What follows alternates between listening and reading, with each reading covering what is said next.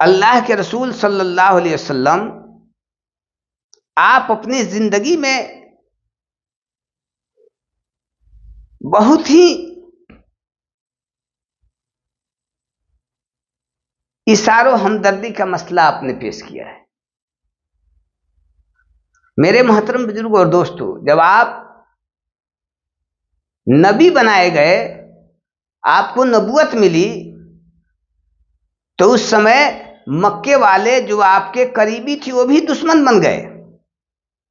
लेकिन आपका इशार, आपका इखलास, आपका मोहब्बत वैसे ही रहा जो आप नबी होने से पहले थे, बल्कि और बढ़ोतरी हो गया। आप जो है जब नबी हुए तो आपकी हमदर्दी और इशारों कुर्बानियां और ज़्यादा बढ़ गई। अल्लाह के रसूल सल्लल्लाहु अलैहि वसल्लम एक दफ़ा मस्जिद नबवी से नमाज पढ़ कर के आ रहे थे, तो रास्ता में देखते क्या है कि एक बुढ़िया बेचारी मोटरी गेटरी तैयार करके खड़ी है। आपने फरमाया, अम्मा किसी के इंतजार में आप खड़ी है?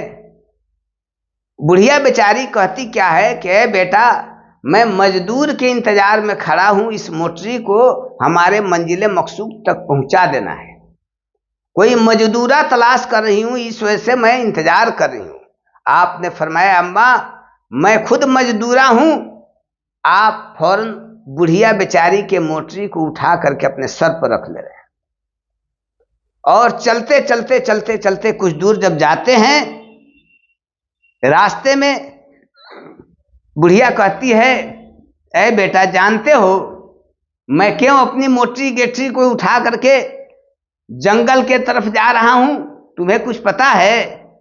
मैंने सुना है कि इस मक्का के अंदर एक ऐसा इंसान आया हुआ है जिसका चेहरा कोई देख लेता है तो उसी का होकर रहता है। वो जो समझाता है, वो जो बतलाता है, उसी के मुताबिक वो इंसान अमल करने लगता है।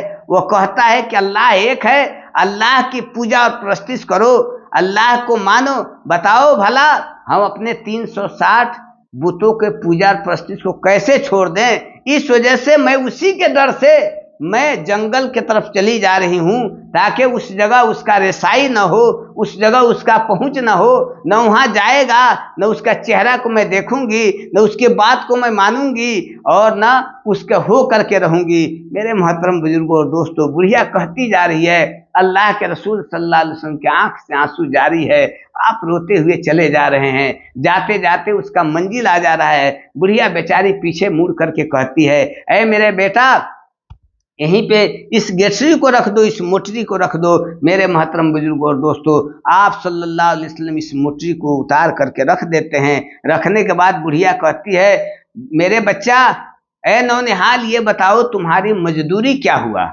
आपने फरमाया कि ऐ मेरी माँ, मेरी मजदूरी कुछ नहीं हुआ, मेरा काम ही है कि गरीबों के, यतीमों के, ज़ईफ़ों का मदद करना। मैंने आपकी खिदमत कर दिया है, मुझे कुछ मजदूरी नहीं चाहिए। मेरे मोहतरम बुजुर्गों और दोस्तों, अल्लाह के रसूल जब वहाँ से चलने लग रहे हैं तो बुढ़िया बेचारी कहती है कि अच्छा बेटा, जब तुमने मजदूरी नहीं लिया है तो कम से कम मेरी एक हमदर्द वाली बात सुन लो। मेरा एक तुम्हारे ऊपर भी कर्जा रहे, मैं एक नसीहत करती हूँ, कम से कम इस बात को सुन लो। तुम तो अच्छा लड़का हो, तुम तो गरीबों की मदद करने वाले हो, ज़ईफ़ों की मदद करने वाले हो, तूने मेरा दिल को खुश कर दिया है, इस वजह से मेरी बात सुन लो कम से कम।